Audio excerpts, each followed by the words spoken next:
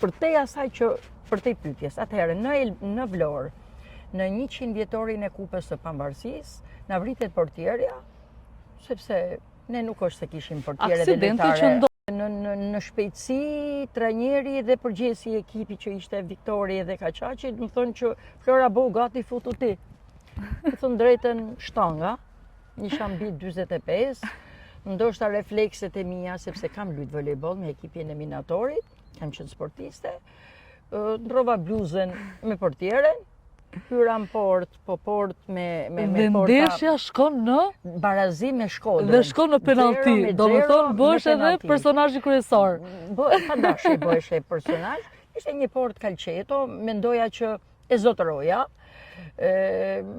largësia me shkallët, nuk jepte impaktin e moshës time, po duar të rkitnin bravo.